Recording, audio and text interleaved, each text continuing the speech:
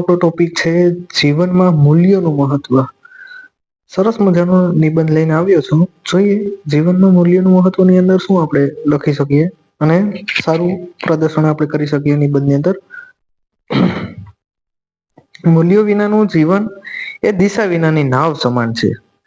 માનવ જીવનને અર્થપૂર્ણ, સુખમય અને સફળ બનાવવા માટે જીવન મૂલ્યોનું વિશેષ મહત્વ છે કે જીવનની અંદર મૂલ્યો હોવા જોઈએ.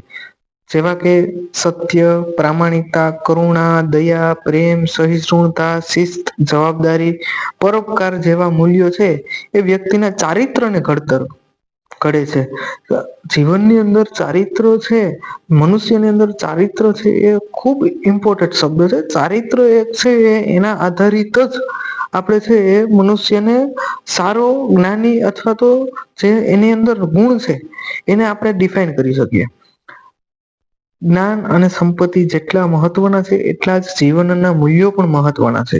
કારણ કે એના દ્વારા જ છે એ આપણે સારો નાગરિક ભારત દેશને અથવા તો એક સારો વ્યક્તિ છે એ વિશ્વને આપી શકીએ.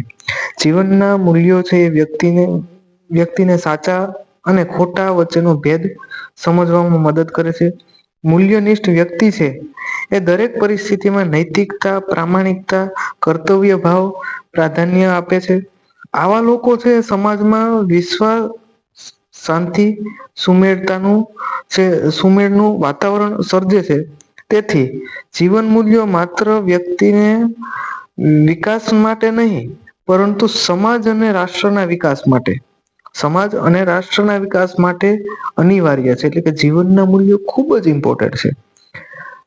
બાળકના જીવનના મૂલ્યની વાત કરીએ કે જીવનમાં મૂલ્યોનો પાયો છે એ પરિવારમાંથી. એ પણ પરિવાર પહેલા પણ કોણ હશે તો કે ભાઈ માતા અને પિતા. પરિવાર પછી શાળા, સમાજ દ્વારા રચાય છે. માતા પિતા બાળકના પ્રથમ ગુરુ છે. શું મેં તમને કીધું એ રીતના.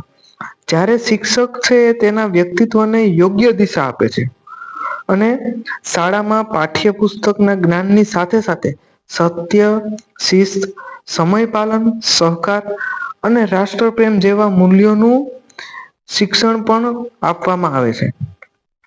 નવી શિક્ષણ નીતિ 2020ની છે એ પણ મૂલ્ય આધારિત શિક્ષણની જ વાત કરે છે. એના ઉપર વિશેષ ભાર મૂકવામાં આવેલો છે. એટલે જીવનની અંદર છે એ બાળક છે એ બાળકને આપણે એવા મૂલ્યો આપવાના છે કે જે ભવિષ્યની અંદર સમાજને અને રાષ્ટ્રને સંપૂર્ણ છે એ પ્રતિષ્ઠિત અને સારો વ્યક્તિત્વ આપી શકીએ.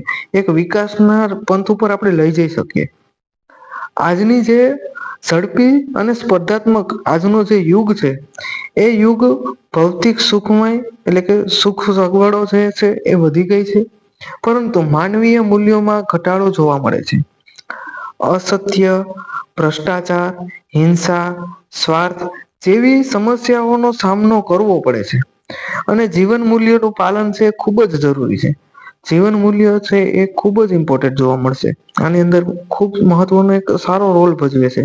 મૂલ્યનિષ્ઠ વ્યક્તિ જો પોતાના પરિવાર, સમાજ અને દેશ માટે પ્રેરણારૂપ બને તો છે એ જીવનના સારા મૂલ્ય એની અંદર આવેલા હોય છે.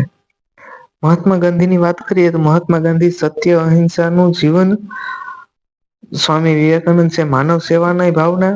ડોક્ટર એપીજે અબ્દુલ કલામ છે એ સાદગી અને કર્તવ્યનિષ્ઠ. એ જ રીતના અહીંયા હજી એક પણ વ્યક્તિનું નામ લઈ શકીએ, મધર ટેરેસા.